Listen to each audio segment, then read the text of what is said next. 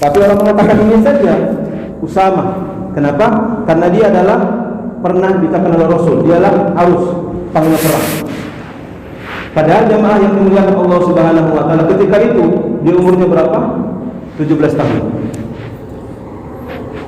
Dan dia mengatakan la qa'ah liman la ru'ya lahu. Tidak ada ketaatan kepada orang-orang yang tidak mempunyai mimpi besar, visi besar. Itulah oleh Usama. Dan jamaah yang dimuliakan Allah pada hari ini, malam ini kita akan melihat ada 4 sosok sahabat Rasul yang sangat dahsyat hidupnya. Mungkin ini tidak seperti negeri dongeng, tapi dia nyata hidupnya. Contoh yang pertama adalah Mus'ab bin Umair. Siapa Pak namanya? Mus'ab bin Umair. Dia adalah anak orang kaya. Contohnya, kalau dia punya pakaian, pakaiannya perlente, minyak wanginya mahal, Ustaz ya.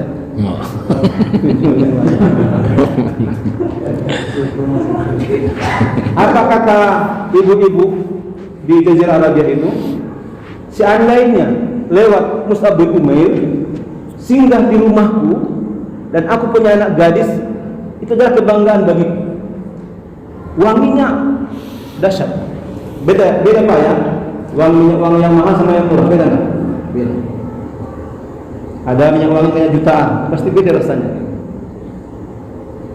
Jamaah yang dimuliakan Allah, sebelum Rasul hijrah dari Makkah ke Madinah, maka diutuslah orang yang dulu datang ke sana. Siapa diutus? Mus'ab bin Umair. Jadi ketika nanti Rasul datang, orang-orang Madinah mengatakan, "Tala'al badru alaina ya Rasul, kami beriman." Itu adalah kerja tangan daripada Mus'ab bin Umair. Jadi artinya sebelum datang orang besar ke kampung itu, orang diutus dulu gitu, untuk mengamankan. Tapi lihat jamaah yang dimuliakan Allah Subhanahu wa taala, saya rasa tokoh ini sangat cocok dikaruh, ditunjuk. Apa dibilang oleh Mus'ab bin Umair? Dia bilang, di Madinah ini katanya, atau namanya Yasrib dulu ya. Di Yasrib ini tidak ada satu rumah pun yang pintunya kecuali aku ketuk pintunya. Artinya dia berkeliling ketuk pintu. Dan dia bilang tidak satu orang pun yang sama aku ngobrol bercerita kalau aku ngomong tentang Islam, aku ajak dia pasti masuk Islam. Coba Bapak Ibu, dahsyatnya gitu. Kisah nyata. Setiap dia ngomong sama orang ajak Islam, langsung futuh. Dialah yang dikenal sebagai duta Islam pertama sekali. Maka Bapak Ibu, yang namanya duta itu pasti orangnya tampan, tinggi, bajunya bagus, suka senyum, kalau ngomong meyakinkan. Itulah contoh duta.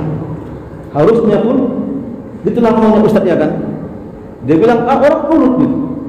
Samalah seperti Mus'ab bin Umair. Bahkan ada orang mengatakan, siapa itu Mus'ab? Dia sudah tahu dia punya saudara masuk Islam. Nanti awas ya, akan aku hancurkan dia, kata seorang yang belum muslim.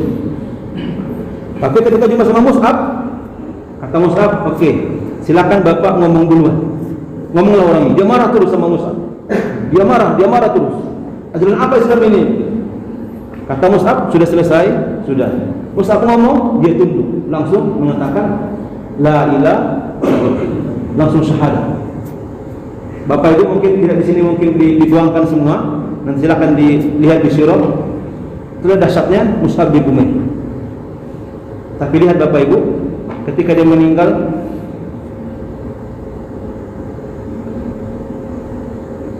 kain putih itu tidak sampai di kakinya. Kalau sampai di kepala, nggak sampai di kaki. Sampai di kaki, nggak sampai di kepala.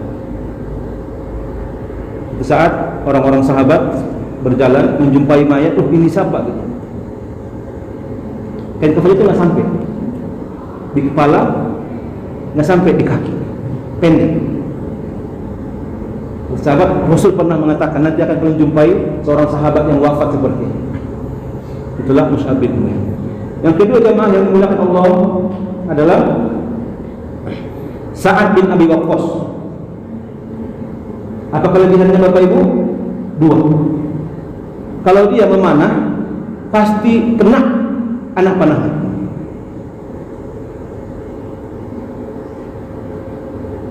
Kalau dia berdoa, pasti makbul doanya. Coba Pak Lubis. Kalau Rasul bilang, Pak Lubis, kira-kira apa doanya? Apa permintaannya sama Allah? Hah? Gimana Pak? Masuk surga? Kalau Pak Haji? Diampunkan dosa. Diampunkan dosa. Jadi memang saat ini jauh lebih cerdas dibanding kita. Suatu saat kata Rasul, saat apa keinginanmu? Supaya minta sama Allah. Kata Sa'ad, ya Rasul, minta sama Allah supaya setiap aku berdoa Allah kabulkan. Jadi dia berdoa pun Allah kabulkan. Itu terjadi ketika dia satu tenda dengan Rasul. Di malam hari dia paham Rasul ini kalau bangun dia pasti cari air, minta air dicarikan. Dia berwudu, itu berwudu salat malam. Tetapi dahsyatnya sebelum Rasul bangun, ini sahabat sudah menyiapkan. Rasul ini air itu, dia kaget, dia cepat gitu. Maka dia senyum. Saat kau minta apa sama Allah? Dia bilang gitu. Dan di perang Uhud, jamaah yang dimuliakan Allah Subhanahu wa taala, apa kata Rasul? Siapa yang punya anak panah, beri Sa'ad. Kenapa para sahabat kalau panik itu kan Rasul kan dikeroyok tuh karena pasukan panah itu turun, ghanimah sudah tersebar di mana-mana gitu. Sahabat juga sudah tidak lagi konsentrasi, dia di panahnya tak kemana-mana. Tapi saat ketika itu pun panik yang sangat dahsyat, dia kalau dia panah itu satu tembakan bisa kena 3 orang. Satu kena panah tembus, 2 tembus, 3 sampai. Itu namanya Sa'ad bin Abi Waqqas. Dia adalah panglima yang menaklukkan Parsi. Parsi itu kayak Irak itu dekat situ kan. Tiba-tiba ada orang bilang, ketika Umar sebagai khalifah, bagaimana pendapat kalian tentang Sa'ad bin Abi Waqqas? Bagus. Ternyata ada orang bilang dia nggak bagus, sama rakyat nggak dekat, sholatnya pun nggak bagus. Nah, sama Umar sebagai khalifah dipanggillah saat ini. Dulu gitu, ada pengaduan sebagai khalifah, dicopot dulu jabatannya, gubernurnya dicopot dulu baru dipanggil. Kata Sa'ad, ada gini panggilan, copot dulu gitu. Apa kata Sa'ad?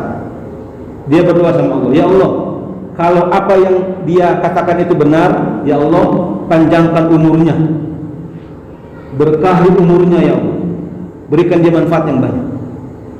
Tapi ya Allah, kalau yang dia bilang itu tidak benar ya Allah, panjangkan umurnya, sempitkan hidupnya, susahkan hidupnya. Dan lihat jamaah yang dimuliakan Allah Subhanahu wa taala, orang ini sampai panjang hidupnya enggak mati-mati. Sampai dikatakan ininya mata itu sudah mengeliput menutup matanya. Dan dia mengemis-ngemis kemana-mana. Tapi kalau lewat perempuan cantik dia panggil di suitnya, "Dek, mau kemana Dek? Sini lah bantuin abang." Orang bilang, "Ini kamu sudah tua, kenapa sama perempuan suka?" Dia bilang, "Inilah berkat doa dari Sa'ad bin Abi Waqqas." Bahkan juga saking makbulnya doa dia, Umar pun takut sama dia. Suatu saat pernah Umar itu memukul budaknya Sa'ad bin Abi Waqqas. Ketika dipukul kena Sa'ad. Ada apa ini? Kata Sa'ad kan, disampaikan sama Umar, bla bla bla. Oke lah kalau saya berdoa dulu, kata Sa'ad. Kata Umar, jangan, ini. Aku pukul lagi, di kisos. Itu yang kedua. Yang ketiga jamaah yang dimuliakan Allah Subhanahu wa taala adalah Khalid bin Walid. Sudah tahu lah ya, Bapak Bian. Apa dia kelebihan dia? Ya. Dia punya kelebihan adalah setiap menjadi panglima perang pasti menang perangnya. Tidak pernah dia menjadi panglima melawan pasukan siapapun, secanggih apapun peralatannya, sebanyak apapun pasti kalah. Maka ketika Umar menjadi khalifah, jamaah yang dimuliakan Allah Subhanahu wa taala, satu agenda yang paling utama adalah mencopot Khalid bin Walid sebagai panglima perang. Kenapa? Ini bahaya. Nanti muncul syirik. Kita pasti menang nih. Kenapa? Ini Khalid menjadi panglima.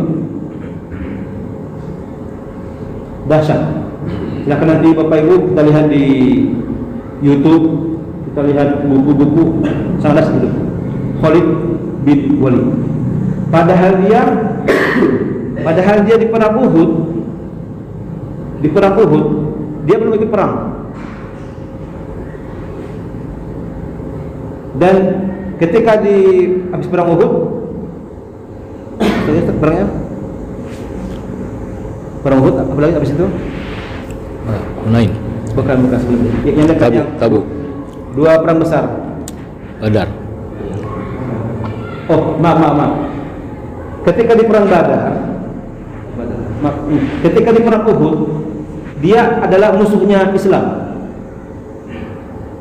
Jadi pasukan Muslim di sini, nanti kalau kita Uhud, Bapak Ibu ya, kalau umroh akan dijelaskan sama guide-nya. Di sini memang ada Gunung Uhud. Inilah penentu kemenangan gitu. Karena itu pasukan musyrik itu, Quraisy, dia nggak bisa dia berpisah gitu. Dia di satu tempat aja. Setiap di sini nyebrang dia memotong, di sini ada pasukan panah. Maka terkonsentrasi gitu. Tapi ketika Muslim menang, banyak di sini harta rampasan, muncullah pasukan panah ini. Nah, baru panglima Quraisy adalah Khalid bin Walid. Dialah yang memutar naik ke gunung. Disitulah kemudian Muslim kalah. Bayangkan jamaah yang dirahmati Allah, di perang Uhud sendiri pun beliau belum Muslim. Tetapi ketika dia Muslim, dialah yang terus menjadi panglima dan terus menang.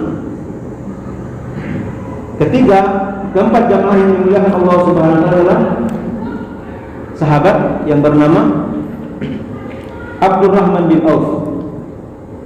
Ini apa kelebihannya, Pak Lubis?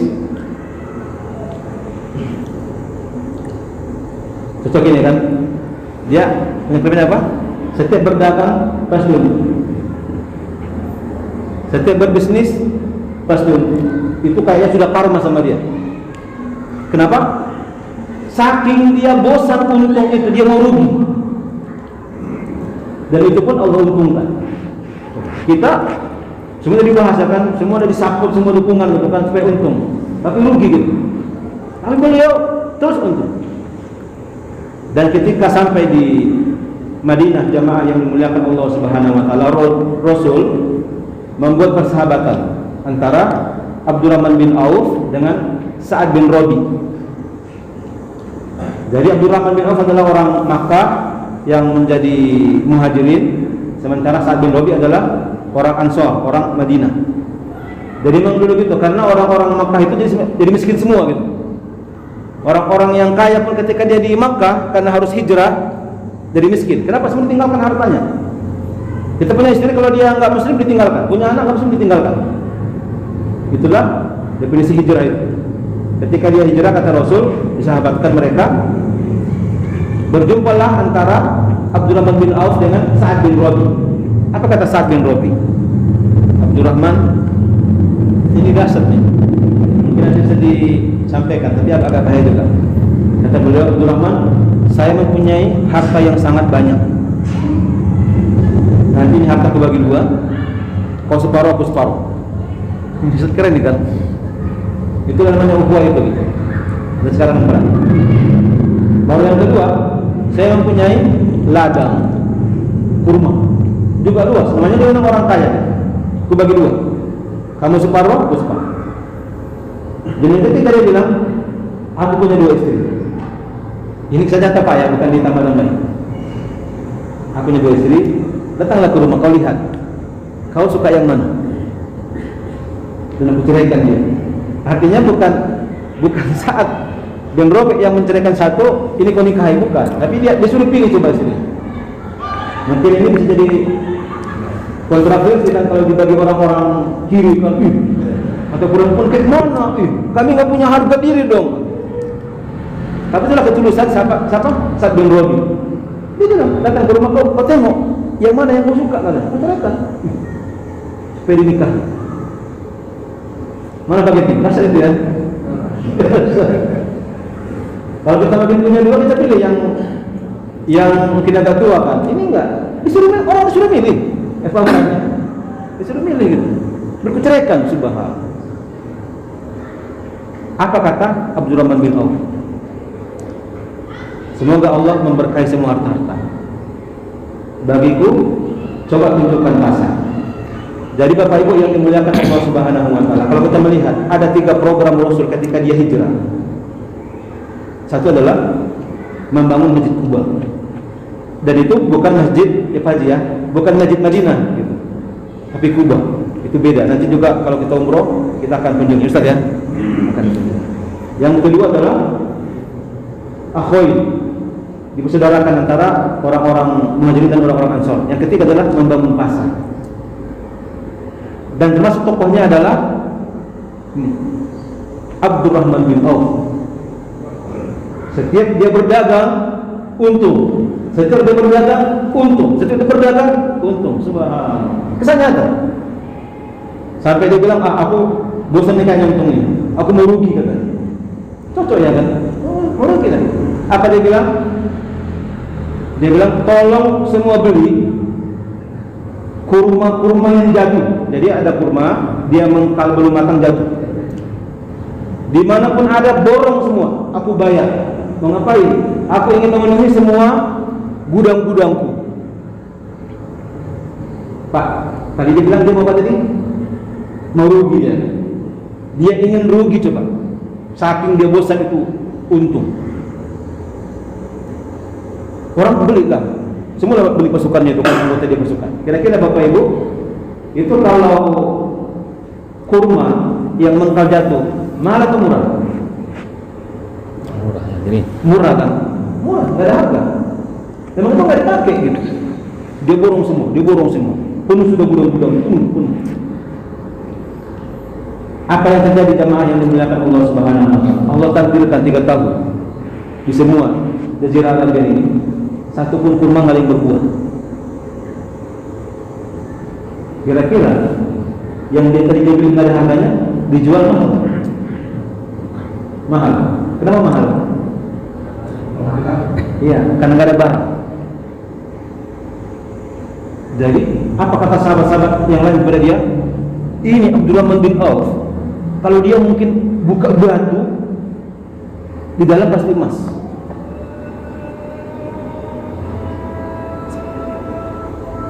azan. Dia lagi. Maka jamaah yang dimuliakan Allah. Jadi saya merasa ini apa ya? Tidak hanya cukup pada poin keempat ini. Kita sekarang Bapak Ibu harus buka lagi sejarah. Saya sepakat dengan Ustaz Kudir tadi. Salah satu kelemahan kita Islam adalah kita jarang buka buku. Mohon maaf, Ustaz pun mungkin jarang buka buku. Bahkan guru pun jarang buka buku. Ada mungkin guru dia masuk kelas, dia berani nggak baca buku. Kenapa? Karena emang di kelas itu nggak ada murid yang bertanya. Padahal seharusnya guru itu, seorang guru secara kode etik, sebelum dia ngajar dia harus baca buku dulu beberapa halaman. Kenapa? Supaya ada nutrisi baru yang bisa masuk ke dalam otak anak-anak. Tapi karena anaknya pun tidak bertanya, ya udah. Padahal jamaah yang dimuliakan Allah, kira-kira bagaimana hukumnya kita belajar? Wajib. Bahkan itu adalah perintah pertama kepada umat Islam. Maka sekarang kita wajib hukumnya sholat setiap hari sampai wafat. Sama juga dengan kewajiban baca buku. Itu wajib. Setiap fi'lul amr al-asl itu aslinya adalah wajib, termasuk baca buku. Ini lagi ya. Ada kisah menarik yang terakhir mungkin jemaah yang dimuliakan Allah. Dulu ada orang yang wafat ya, ada orang yang wafat, ini kayaknya di Syria. Dia wafat, dikuburkan. Datang perempuan ngantar, tolong dikuburkan. Ini saudara saya, dikuburkan. Jadi rupanya di sana juga tidak, rupanya juga itu kan, juga kalau penguburan tidak juga rame-rame rupanya. Sama kayak di Arab Saudi kalau meninggal, itu kan begitu aja gitu kan, nggak perlu rame-rame datang gitu. Yang penting terlaksana fardu kifayahnya. Datang beberapa orang ke kuburan itu, tolong dikuburkanlah jenazah ini sama seorang penggali kubur yang berusia 40 tahun. Dikuburkan, dimasukkan, tiba-tiba yang penggali ini dia pingsan.